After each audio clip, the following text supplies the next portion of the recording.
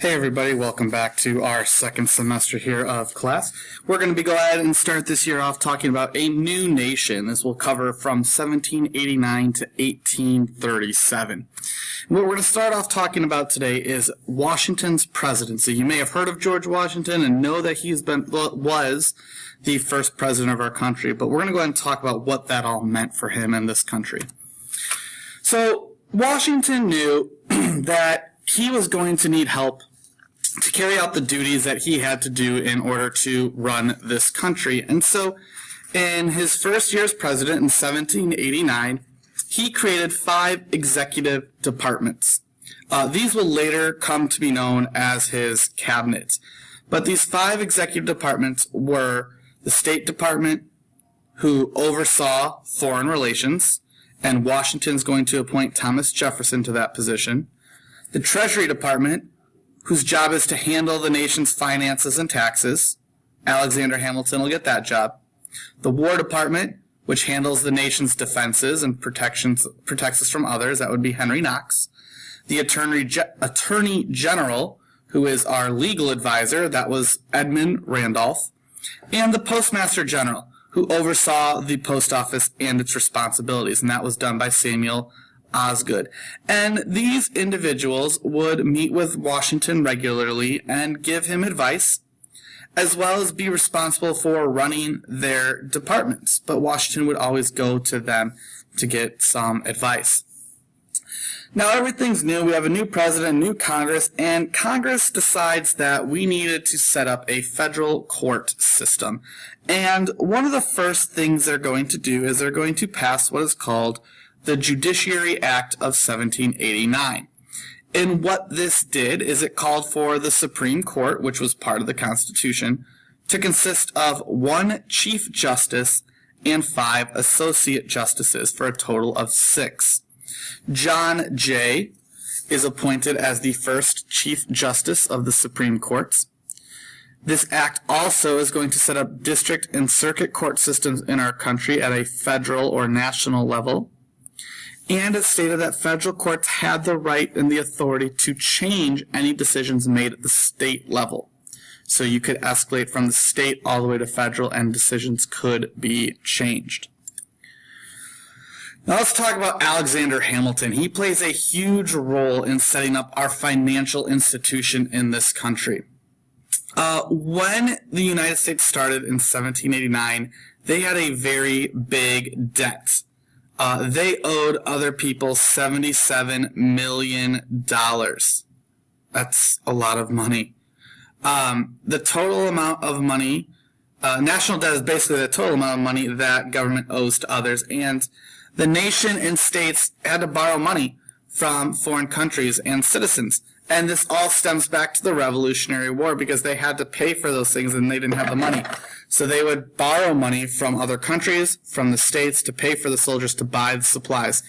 And, it was a big deal. And so we had to pay that money back somehow. And so Hamilton came up with this idea of a way to restore U.S. credit. In other words, to allow people to want to lend us money and for us to pay money back to the people who need it. And so Hamilton decided that the federal government would pay off any debt that the states had. So the states wouldn't have any debt to other countries or any other individuals. The states would have no debt whatsoever. The only debt would be to our country. That we would place a tariff or a tax on imported goods, so anything we bring into the country, to raise money and to encourage people to buy U.S.-made items. He would set up a national bank and excise taxes or enforce taxes. And all this was supposed to help the U.S. economy.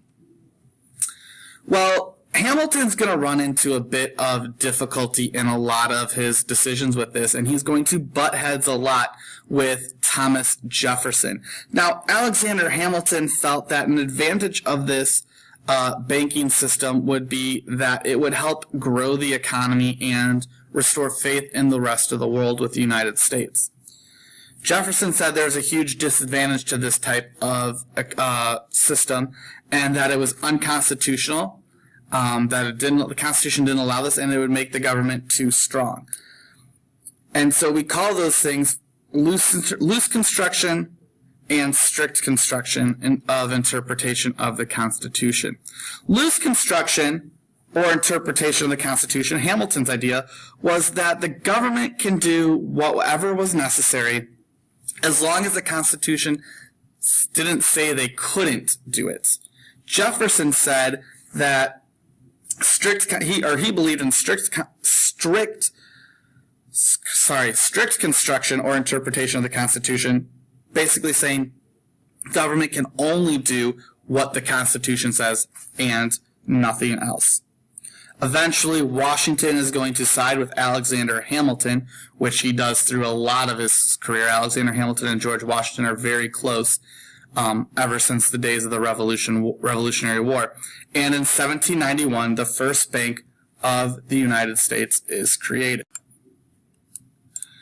All right, well, this is going to lead to some problems. So Hamilton had the right and said that we're going to start putting taxes on things where we feel it's necessary. And one tax that was decided would be done would be a tax on all liquor that was not only made, but also sold in the United States. And in 1794, farmers in Pennsylvania were not happy. These are people who probably grew some of the ingredients that went into some of these different liquors, as well as probably partaked of some of them as well. But they were not pleased, and they began to rebel against the tax collectors. And it was a very violent rebellion. And Washington had a predicament. He didn't want to overstep his bounds and come off as a tyrant, or, take over the people and push them around, but he also wanted to restore peace and order to our country. And he had to decide, do I send in the military or do I let the local governments take care of it? Well, eventually he's going to send the militia in to handle the protesters, and he's going to put an end to this Whiskey Rebellion. And this was a very debated issue in our country at that time for Washington and for the rest of the people in this country. Another big issue that took place during Washington's presidency was the French Revolution was going on. See, the French were inspired by what we had done in this country, and they wanted to get rid of their king and queen as well. And so the French Revolution is going to break out, and Lafayette, who had helped us over here in the United States with our revolution, had taken those ideas and began to lead this revolution idea over in France as well. Now, the French Revolution divided Americans. Jefferson, and again, here's the issue, it's Jefferson versus Hamilton. Jefferson supports the French Revolution. Now, that's not surprising because Jefferson spent a lot of time over in France during the Revolution helping them get set up to do this exact same thing. And he had said that France has the right to use violence to win their freedom, very similar to what we had done here in the United States.